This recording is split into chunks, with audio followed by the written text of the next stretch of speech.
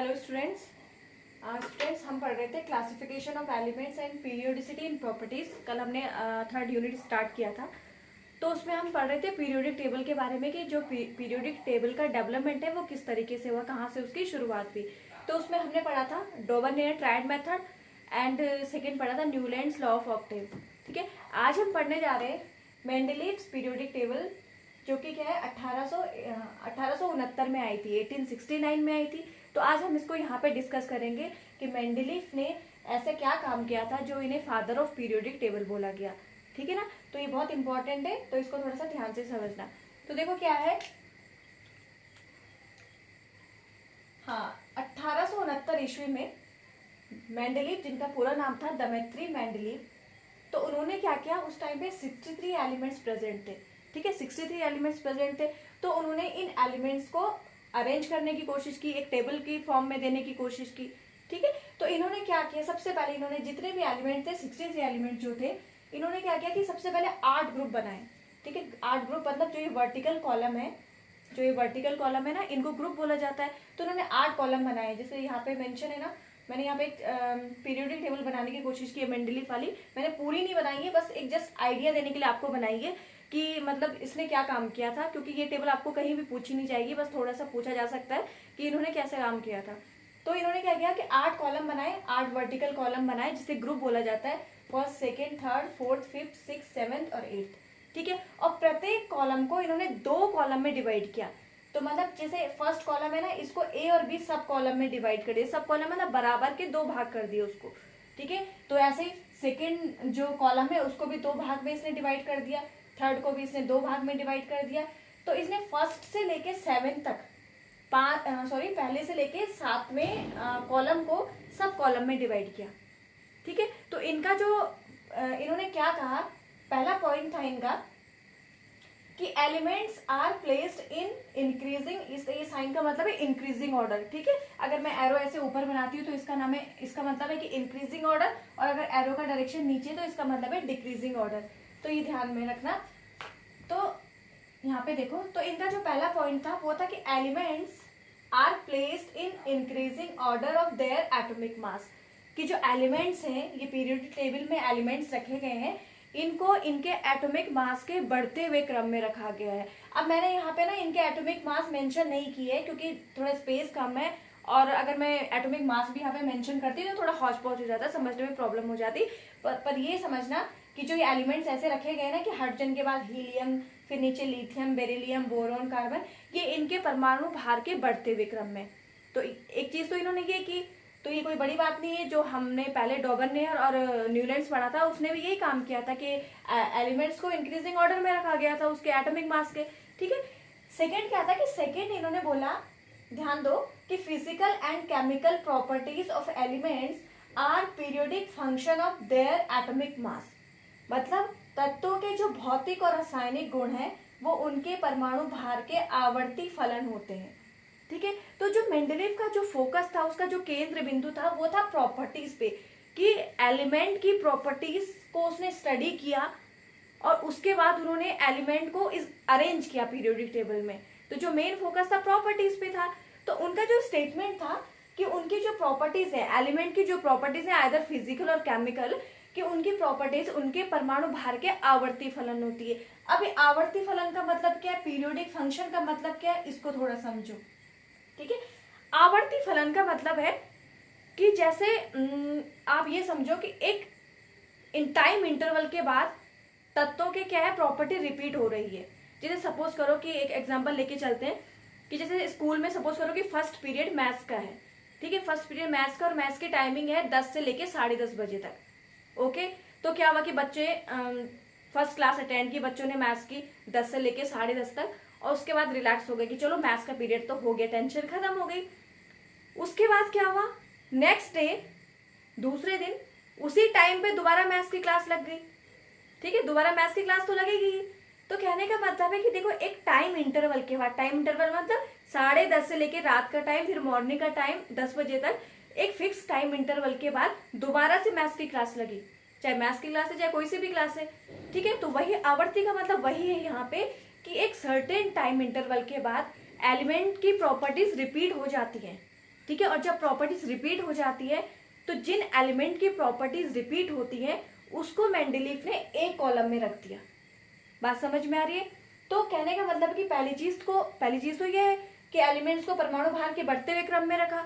दूसरी चीज ये है कि जब उनको परमाणु भार के बढ़ते हुए क्रम में रखा तो मेंडलीफ ने नोटिस किया, उन्होंने देखा कि एक टाइम इंटरवल के बाद एलिमेंट्स की प्रॉपर्टीज रिपीट हो रही है। तो जिन एलिमेंट्स की प्रॉपर्टीज रिपीट हो रही है उनको उन्होंने एक कॉलम में रख दिया। अब जैसे देखो यहाँ पे फर्स्ट कॉलम है, फर्स्ट कॉलम डिवाइडेड है दो सब कॉलम में, ए और बी उसने नाम दिया, ठीक है। तो उन्होंने ए में क्या रखा, हाइड्रोजन रख दिया, लिथियम रख दिया, सोडियम पोटेशियम रख दिया।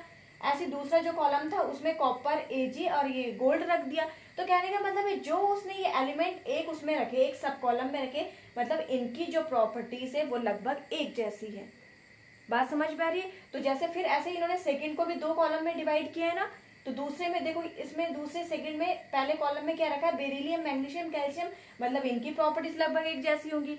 तो बात समझ में आ रही है? तो मेंडलीव का सबसे इंपॉर्टेंट पॉइंट क्या है कि इन्होंने जो फोकस किया वो प्रॉपर्टीज पे फोकस किया कि एलिमेंट की प्रॉपर्टीज किस तरीके से हैं, और एलिमेंट की प्रॉपर्टीज के बेसिस पे इन्होंने चार्ट बनाया है। इस चार्ट पे इन्होंने क्या किया, अभी तो मैंने उसमें 0 ग्रुप भी लिखा है, लेकिन उन्होंने स्टार्टिंग में क्या किया, फर्स्ट से लेकर 8 तक ग्रुप बनाए। ग्रुप का मतलब है जो वर्टिकल कॉलम है, खड़े से कॉलम है ना, इनको ग्रुप बोला जाता है। और ये 7 सीरीज बनाई। सीरीज का मतलब है हॉरिजेंटल लाइन। जो ये हॉरिजेंटल लाइन है ना, जैसे फर्स्ट, सेकंड, थर्ड, फोर्थ, मैंने पूरा नहीं बनाया है, लेकिन उन्होंने 7 सीरीज बनाए जिन्हें क्या बोला गया, रोज बोला जाता है या पीरियड बोला जाता है आजकल। बात समझ में आ रहा है? तो कहने का मतलब कि 8 कॉलम और 7 रो मेंडलीव ने उस समय बनाई गई थी, ठीक है। तो इसके पॉइंट नोट कर लेना। पहला चीज कि उनको एटॉमिक मास के बढ़ते हुए क्रम में रखा, और सेकंड स्टेटमेंट जो कि बहुत ज्यादा इंपॉर्टेंट है, क्वेश्चन आता है कि बताओ कि मेंडलीव का पीरियोडिक नियम क्या था, ठीक है। मेंडलीव का पीरियोडिक नियम क्या था, तो आप लिखोगे उसमें कि उसके भौतिक और रासायनिक गुण उनके परमाणु भारों के आवर्ती फलन होते हैं, कि एक सर्टेन परमाणु भार के बाद, एक टाइम गैप के बाद प्रॉपर्टीज क्या हो जाती है, रिपीट हो जाती है, ठीक है। अब क्वेश्चन आता है कि ऐसा क्या था कि जो मेंडलीव को फादर ऑफ पीरियड टेबल बोला गया, मतलब इनकी जो सक्सेस है उसका राज क्या था, मतलब ऐसा क्या काम किया उन्होंने कि मेंडलीव को इतनी सक्सेस मिली, ठीक है। तो आइए उसको हम यहाँ पे देखते हैं, तो इसको नोट कर लेना। अब देखो पहली चीज क्या थी, फर्स्ट पॉइंट था इसके सक्सेस का कारण क्या था, यहाँ पे मैं लिख देती हूँ, इसका सक्सेस का कारण क्या था। तो मेंडलीव ने क्या किया, जब पीरियोडिक टेबल बनाई, ठीक है, तो उस टाइम पे कुछ एलिमेंट्स थे, ठीक है ना, कुछ एलिमेंट्स था, तो उन्होंने क्या किया, उन एलिमेंट्स को तो अरेंज कर दिया पीरियोडिक टेबल में। लेकिन मेंडलीव को पता था कि आने वाले टाइम में क्या होंगे, नए एलिमेंट की भी खोज होगी, नए एलिमेंट की खोज होगी, तो उसको भी पीरियोडिक टेबल में जगह देनी पड़ेगी। तो उन्होंने एक स्ट्रॉन्ग प्रिडिक्शन की नए एलिमेंट के बारे में, ठीक है। तो पहला पॉइंट क्या था कि strong prediction of new element, मतलब उस समय एलिमेंट डिस्कवर नहीं हुआ था, लेकिन उन्होंने प्रिडिक्ट किया, मतलब एक भविष्यवाणी की उन्होंने कि जो नया एलिमेंट आएगा उसकी प्रॉपर्टीज ऐसे होंगी, और उसको इस पीरियोडिक टेबल में ना खाली स्थान दे दिया।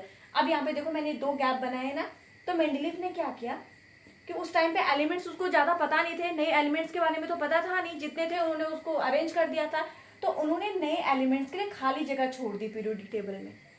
बात समझ में आ रही है? और जो खाली जगह छोड़ी, यहाँ पे जैसे खाली जगह छोड़ी और यहाँ पे बता दिया कि भाई जो ये एलिमेंट आएगा, क्योंकि अब देखो ये एलिमेंट इसमें आ रहा है ना, ए वाले ग्रुप में आ रहा है, थर्ड ग्रुप में आ रहा है, थर्ड ग्रुप के ए पार्ट में आ रहा है, तो उसने बोला कि जो ये नया एलिमेंट यहाँ पे आएगा इसकी प्रॉपर्टीज इनसे मिलती जुलती होगी। तो ये स्मार्ट काम किया, मतलब इसको मेंडलीव की आप बोलेंगे दूरदर्शिता बोलेंगे, कि उन्होंने आगे भी सोचा कि जब आगे एलिमेंट्स आएंगे तो उनको भी इसमें पीरियोडिक टेबल में जगह देनी पड़ेगी, तो ये उन्होंने प्रिडिक्शन किया, ठीक है। तो फर्स्ट पॉइंट है कि strong prediction of new element, strong prediction of new element. अब देखो एक एग्जांपल लेके चलते हैं। अब जैसे उन्होंने एल्यूमिनियम के नीचे एक गैप छोड़ा, और ऐसे ही इन्होंने सिलिकॉन है, ये ऐसा ही सिलिकॉन है, सिलिकॉन के नीचे एक गैप छोड़ा, तो इन्होंने इसको एक टेम्पररी नाम दे दिया। इन्होंने इस पॉइंट, इस जो स्पेस है इसको बोल दिया कि इसका नाम क्या है, एका एल्यूमिनियम है, एका एल्यूमिनियम है, ठीक है। जो एलिमेंट आएगा वो एका एल्यूमिनियम होगा। तो एका एल्यूमिनियम का मतलब क्या है, देखो अब जो ये वर्ड है ना एल्यूमिनियम, तो आपको पता है एलिमेंट की बात कर रहे हैं, एल्यूमिनियम तो एलिमेंट की बात कर रहे हैं। एका का मतलब है संस्कृत में देखो हम पढ़ते हैं ना एकादशा, एकादशा मतलब 10 के बाद 11 को आई थिंक एकादशा बोलते हैं, ठीक है। तो 10 के बाद क्या आता है 11 आता है ना, तो उसको संस्कृत में एकादशा बोला जाता है। तो इन्होंने कहा कि जो एलिमेंट आएगा उसको एका एल्यूमिनियम बोला, मतलब एका एल्यूमिनियम का मतलब है एल्यूमिनियम के बाद का एलिमेंट। तो उन्होंने उसकी जगह बता दी कि एल्यूमिनियम के बाद जो एलिमेंट आएगा वो क्या है एका एल्यूमिनियम, उसकी जगह फिक्स हो गई है और उसकी प्रॉपर्टीज क्या है लगभग इनके जैसे ही मिलती जुलती होगी। तो बाद में क्या है कि बोरॉन एल्यूमिनियम, उसके बाद आया गैलियम आया, ठीक है। यहाँ पे जब गैलियम की डिस्कवरी हुई तो ये देखा गया कि जो गैलियम की प्रॉपर्टीज है इनके जैसी होती है, बोरॉन और एल्यूमिनियम के लगभग समान है, तो यहाँ पे गैलियम को स्थान दे दिया गया। ऐसे ही सिलिकॉन के नीचे जो स्पेस छोड़ा गया था उसको बोला गया था एका सिलिकॉन, मतलब जो नया एलिमेंट आएगा जिसकी प्रॉपर्टीज इनसे मैच करती होगी कार्बन और सिलिकॉन से, उसको यहाँ पे जगह मिलेगी। तो बाद में जब जर्मेनियम आया, कार्बन के बाद सिलिकॉन के बाद जर्मेनियम आता है, तो जर्मेनियम को यहाँ पे क्या मिला, स्थान मिला। इतना क्लियर हो गया, इतना क्लियर हो गया ना। तो पहला पॉइंट क्या था इनकी सक्सेस का कि इन्होंने दूरदर्शिता उस समय दिखाई, उन्होंने बोला कि भाई नए एलिमेंट्स भी आएंगे तो उनको भी पीरियोडिक टेबल में जगह देनी पड़ेगी, इसलिए उन्होंने पीरियोडिक टेबल में कुछ खाली स्थान छोड़ दिया। पहला पॉइंट हुआ। सेकेंड पॉइंट ये था कि जब मेंडेलीव ने ये पीरियोडिक टेबल बनाई उस समय नोबल गैसेस डिस्कवर नहीं हुई थी, ओके। अब जब नोबल गैसेस, इनर्ट गैसेस भी हम जिनको बोलते हैं, जब नोबल गैसेस की खोज हो गई तो उन्होंने क्या किया, बिकॉज उन्होंने पहले क्या किया था 1 से 8 तक के ग्रुप बनाए थे। तो जब नोबल गैस की खोज हुई तो उन्होंने एक सेपरेट ग्रुप बना दिया, इसके जस्ट बगल में एक ग्रुप बना दिया नोबल गैस के लिए। तो इससे क्या हुआ देखो, नोबल गैस को भी पीरियोडिक टेबल में स्थान मिल गया, ठीक है। और जो उसने टेबल बनाई थी उसमें कोई चेंज भी नहीं करना पड़ा। तो ये स्मार्ट वर्क था कि उसने क्या किया, जो नोबल गैसेस हैं उनको भी एक ग्रुप में शामिल कर दिया, उनको भी पीरियोडिक टेबल में जगह दे दी और उसकी जो पीरियोडिक टेबल थी उसमें भी कोई चेंज नहीं आया। तो ये 2 फैक्टर थे जो बहुत इंपॉर्टेंट थे जिसकी वजह से मेंडलीव को सक्सेस मिली। तो इतना क्लियर हो गया। तो पहला पॉइंट क्या लिखेंगे कि नए तत्वों की उसने प्रिडिक्शन कर दी थी, भविष्यवाणी कर दी थी, नए तत्वों की उसने भविष्यवाणी कर दी थी और उनके लिए पीरियोडिक टेबल में स्थान सुनिश्चित कर दिया था। ये तो हम सिर्फ एक एग्जाम्पल लेके चले कि ऐसा था, ठीक है। सेकेंड क्या था पॉइंट कि उसने क्या किया, जो इनर्ट गैसेस है उनको भी अपने पीरियोडिक टेबल में स्थान दिया। तो कहने का मतलब है जो पीरियोडिक टेबल बनी बाद में उसमें 1 से लेके 9 तक ग्रुप बने। क्लियर हो गया। तो ये दिखाया मैंने ग्रुप, जो वर्टिकल कॉलम है उसको ग्रुप बोला जाता है, मतलब टॉप टू बॉटम, ऊपर से नीचे तक, ऊपर से जो नीचे जा रहे हैं उसे ग्रुप बोलेंगे। और मेंडलीव की पीरियोडिक टेबल में कितने ग्रुप हो गए, बाद में 9 ग्रुप हो गए, ठीक है। और जो ये हॉरिजेंटल लाइन है, इसको सीरीज बोला गया और इसकी पीरियोडिक टेबल में 7 सीरीज थी, 7 आवर्त बोल सकते हैं या 7 रोज बोल सकते हैं। क्लियर हो गया। तो ये तो हमने पढ़ा कि उसके सक्सेस का कारण क्या था कि क्यों उनको इतनी सफलता मिली। अब हम इसके ड्रॉबैक्स भी देख लेते हैं, ठीक है। अब ड्रॉबैक की हम यहाँ पे बात करते हैं कि इसकी कमियां क्या थी, मतलब कुछ कमियां रही होंगी तभी तो क्या है मोजले ने आगे संशोधन किया और हमें मॉडर्न पीरियोडिक टेबल मिली, ठीक है। तो इसके ड्रॉबैक्स देखते हैं। अब देखो ड्रॉबैक्स क्या था। पहला ड्रॉबैक क्या था, ठीक है, बिकॉज जो इसका स्टेटमेंट था वो फोकस था परमाणु भार पे। मतलब इन्होंने बोला कि जब एलिमेंट्स को क्या है पहले परमाणु भार के बढ़ते हुए क्रम में रखना है, ठीक है। तो इन्होंने अपनी पीरियोडिक टेबल में आइसोटोप्स को कोई स्थान नहीं दिया, आइसोटोप्स को मतलब कंसीडर ही नहीं किया। तो नो कंसिडरेशन ऑफ आइसोटोप्स। अभी मैं बताऊंगी कैसे, नो कंसिडरेशन ऑफ आइसोटोप्स। अब आइसोटोप्स क्या चीज है आपने पढ़ा है सेकेंड यूनिट में। तो आइसोटोप्स का मतलब है कि किसी एलिमेंट के ऐसे परमाणु जिनके क्या है परमाणु क्रमांक तो क्या होते हैं सेम होते हैं लेकिन परमाणु भार अलग अलग होते हैं। जैसे मैं एक एग्जांपल लेती हूँ, कार्बन एक एलिमेंट है ना, कार्बन एलिमेंट है, ठीक है। अब कार्बन देखो, कार्बन 12 की फॉर्म में भी एग्जिस्ट करता है, कार्बन 13 भी, कार्बन 14 इन फॉर्म में, इन 3 फॉर्म में कार्बन एग्जिस्ट करता है। क्लियर हो रहा है। अब परमाणु क्रमांक तो आप जानते हो 6 है सबका। तो आइसोटोप्स का मतलब है कि तत्व के ऐसे परमाणु जिनके परमाणु क्रमांक तो क्या है फिक्स होते हैं, एक जैसे होते हैं, लेकिन उनके परमाणु भार में क्या है विभिन्नता होती है। क्लियर है। अब चूंकि मेंडलीव क्या कर रहा था, परमाणु भार को उसने यहाँ पे मेंशन किया, तो ऑब्वियसली उसको ये भी बताना चाहिए था कि वो किसके परमाणु भाग, कौन से एलिमेंट, जैसे कार्बन की बात है तो यहाँ पे जो उसने कार्बन मेंशन किया है वो कौन सा वाला कार्बन मेंशन किया है। अब 3 टाइप के कार्बन है ना, तो लेकिन मेंशन यहाँ पे एक ही टाइप का कार्बन किया गया है, तो उसने आइसोटोप्स को बिल्कुल भी कंसीडर नहीं किया। तो उन्होंने जो पीरियोडिक टेबल में कार्बन दिया उसका जो मास था वो 12 था, एटॉमिक मास क्या था 12, तो इसलिए उन्होंने कार्बन 12 को तो जगह दे दी, लेकिन कार्बन 13 और कार्बन 14 को अपने पीरियोडिक टेबल में कोई जगह नहीं थी। क्लियर हो रहा है। ऐसे ही नाइट्रोजन, ऐसे ही ऑक्सीजन, ऑक्सीजन भी क्या है 2 फॉर्म में होता है, ऑक्सीजन 16 और ऑक्सीजन 18, ठीक है। तो उन्होंने क्या किया, अरे उन्होंने क्या बोला कि ऑक्सीजन 18 को कोई जगह नहीं थी और जो ये ऑक्सीजन था ये 16 वाला था। तो इन्होंने अपनी पीरियोडिक टेबल में आइसोटोप्स के बारे में ज्यादा कुछ नहीं सोचा, मतलब ज्यादा कुछ भी नहीं सोचा, सिर्फ इन्होंने क्या है एक एक एटम को जगह दे दी कि हाँ ये 12 वाला कार्बन की बात कर रहे हैं, ये 12 वाले एलिमेंट की बात कर रहे हैं, ये 16 वाले ऑक्सीजन एलिमेंट की बात कर रहे हैं, ये 13-14 एलिमेंट एटम की कोई बात ही नहीं की, ठीक है। तो ये इसका सबसे बड़ा ड्रॉबैक था, ठीक है। तो आपने सिर्फ इतना लिखना है कि इसने आइसोटोप्स को अपने पीरियोडिक टेबल में कोई जगह नहीं दी, इसको बिल्कुल भी कंसीडर नहीं किया। बात समझ में आई। सेकंड जो बहुत बड़ा ड्रॉबैक था वो था हाइड्रोजन के बिहेवियर को लेके, मतलब बिहेवियर बोले या फिर बोले कि हाइड्रोजन की पोजीशन को लेके, ठीक है। तो सेकंड ड्रॉबैक था पोजीशन ऑफ हाइड्रोजन। अब देखिए कैसे, पोजीशन ऑफ हाइड्रोजन, ठीक है। अब उन्होंने पीरियोडिक टेबल तो बना दी और ये बोला कि भाई अगर एक कॉलम में जो एलिमेंट आ रहे हैं इनकी प्रॉपर्टीज लगभग सेम है। अब जो हाइड्रोजन है इसका बिहेवियर थोड़ा अलग था, इसका बिहेवियर वर्सेटाइल बिहेवियर है, अलग टाइप का बिहेवियर है इसका। तो ये देखा गया कि जो हाइड्रोजन है वो रखा तो इस वाले ग्रुप में है, इस वाले ग्रुप में रखा है, इसका मतलब वो इनकी तरह की प्रॉपर्टीज दिखाता होगा, ठीक है। इस वजह से इसको इस ग्रुप में रखा गया है। लेकिन ये देखा गया जो हाइड्रोजन है वो कौन सा ग्रुप है, ये वाला फ्लोरीन क्लोरीन वाला, ये 7th वाला ग्रुप है, ठीक है। तो ये देखा गया कि जो हाइड्रोजन है वो फ्लोरीन क्लोरीन मतलब इस ग्रुप के एलिमेंट की तरह भी व्यवहार करता है, ठीक है। तो इस वजह से उसका जो पोजीशन है उसमें क्वेश्चन मार्क खड़ा हो गया कि भाई जब आपने ये बोला है कि जो सेम एलिमेंट हैं, जो एलिमेंट की प्रॉपर्टीज हैं, सेम प्रॉपर्टीज वाले एलिमेंट्स एक ग्रुप में रखे गए, लेकिन हाइड्रोजन इसकी तरह भी बिहेवियर दिखा रहा है, इसकी तरह भी दिखा रहा है, लेकिन पोजीशन उसको यहाँ दी गई है, तो इस पे क्वेश्चन मार्क खड़ा हो गया। वो एक्सप्लेन नहीं कर पाए इस बात को। बात समझ में आ रही है।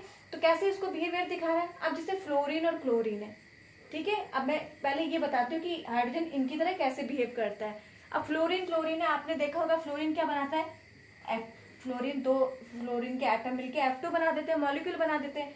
ऐसे क्लोरीन Cl2 बना देता है, मतलब क्या करते हैं 2 फ्लोरीन के एटम इलेक्ट्रॉन की शेयरिंग करके मॉलिक्यूल बना देते हैं। तो हाइड्रोजन भी क्या करता है H2 बना देता है। तो पहला बिहेवियर तो ये हो गया कि डायटोमिक मॉलिक्यूल बनाते हैं। क्लियर हो गया, इनकी तरह मैं बिहेवियर की बात कर रही हूँ। सेकेंड, फ्लोरीन भी गैस है, क्लोरीन भी गैस है और हाइड्रोजन भी गैस है, तो मतलब कुछ प्रॉपर्टीज इसकी इनकी तरह हो गई। अब इनकी तरह भी इसकी प्रॉपर्टीज है। अब प्रॉपर्टीज हैं भी और नहीं भी है, ये कह सकते हैं। जैसे लिथियम सोडियम पोटेशियम ये मेटल है, लेकिन हाइड्रोजन क्या है, गैस है, ठीक है। तो यहाँ पे इसकी ये प्रॉपर्टी मैच नहीं की। बात समझ में नहीं। तो इस तरीके से ये कहा जाए कि हाइड्रोजन की पोजीशन को लेके वो एक्सप्लेन नहीं कर पाए कि ऐसा क्यों है कि हाइड्रोजन को यहाँ पे रखा गया, लेकिन इसकी कुछ प्रॉपर्टीज यहाँ पे भी दिखा रहा है, इन एलिमेंट की तरह भी है, कुछ प्रॉपर्टीज की इन एलिमेंट की तरह भी है। तो यहाँ पे हाइड्रोजन की पोजीशन को लेके भी थोड़ा एक क्वेश्चन मार्क लग गया। क्लियर हो रहा है इतना।